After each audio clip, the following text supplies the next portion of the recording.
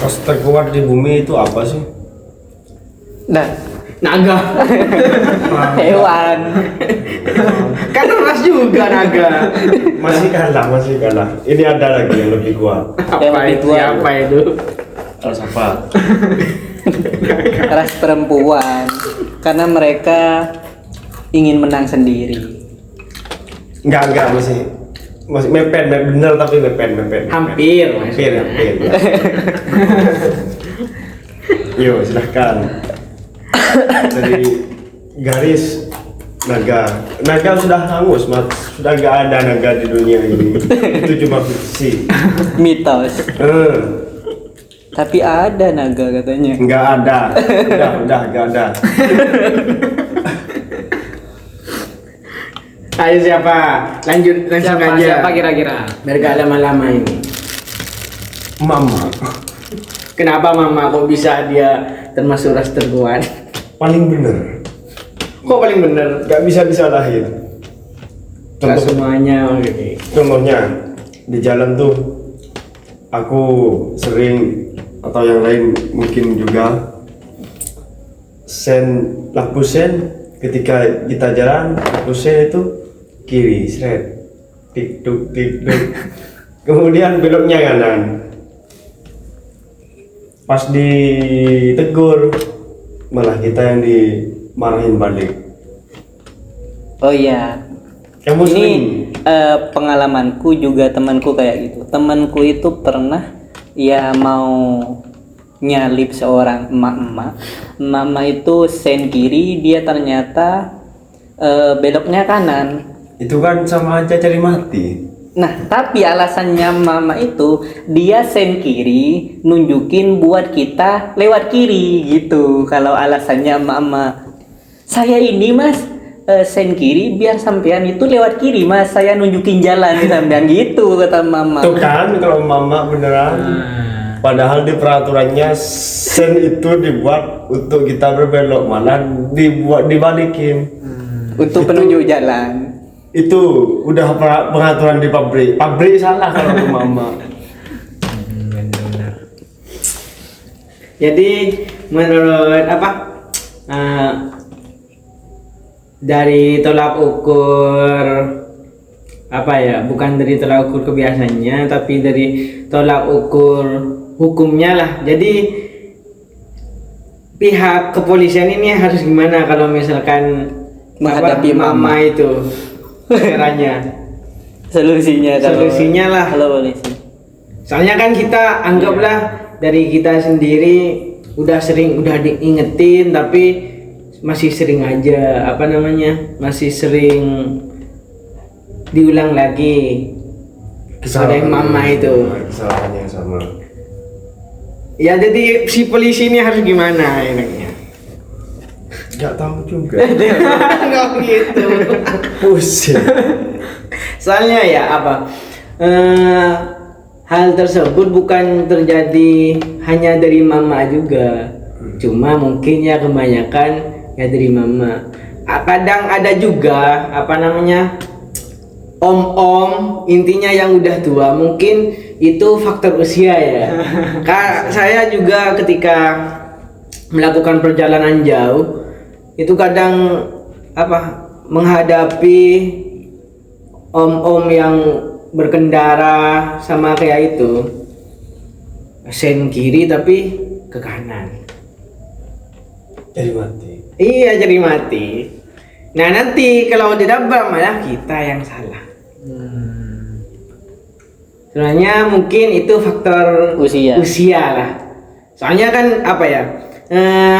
kalau dilihat-lihat mama dulunya tuh sebenarnya nggak gitu. Kalau masih muda ya.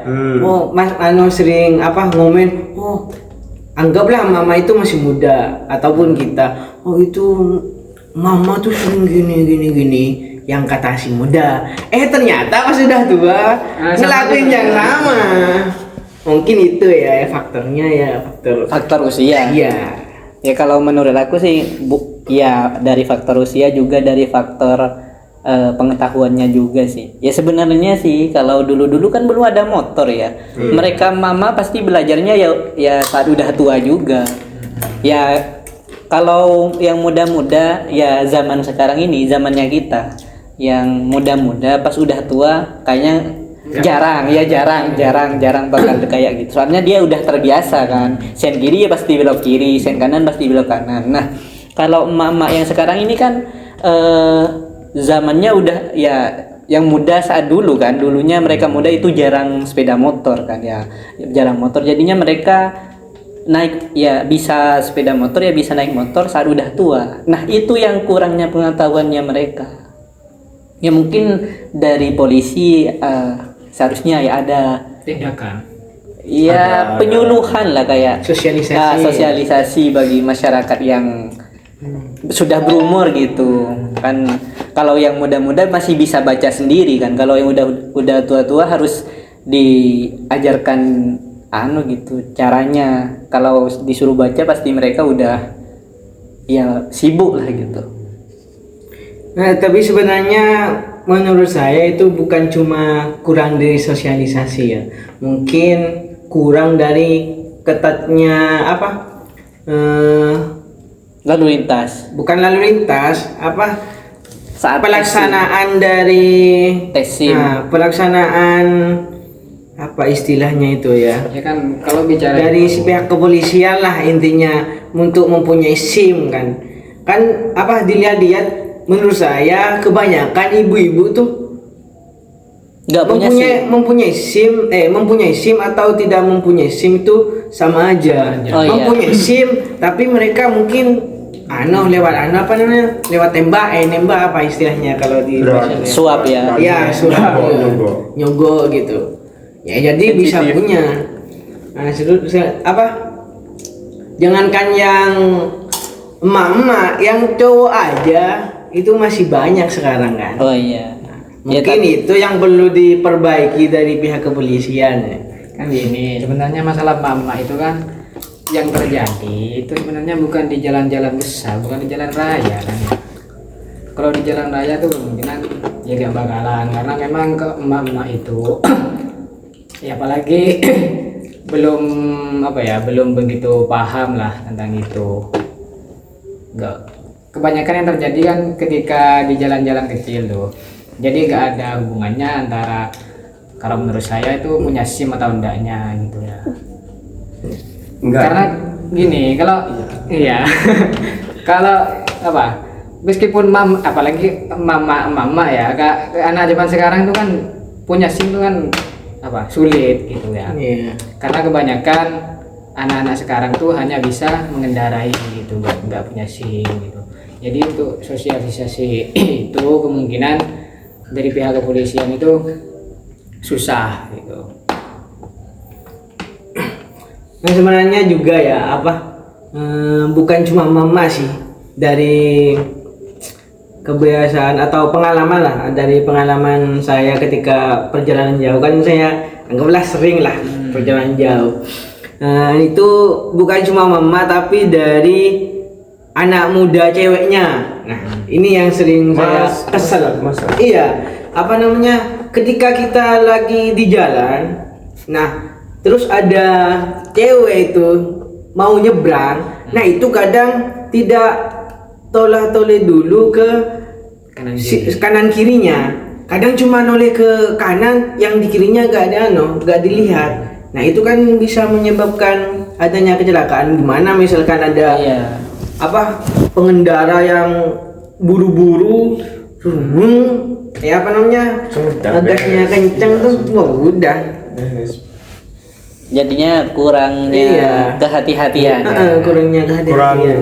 Jadi itu masalahnya sebenarnya kurang hati-hati, kurang pengetahuan sama dan egois cewek. Langsung praktek, gak baca dulu, gak baca buku dulu. Oh iya, gak baca pedoman dulu. Iya, gak baca pedoman, langsung praktek. Itu yang menyebabkan, sehingga kalau ingin menghindari salah paham ketika berkendara, alangkah lebih baiknya sebelum belajar motor itu buku panduannya dibaca dulu. Ya, kita sebagai generasi sekarang, kalau emak kita mau orang-orang di atas kita lah, itu dikasih petunjuk ini baca dulu, Mengingatkan istilahnya. ingatkan mereka.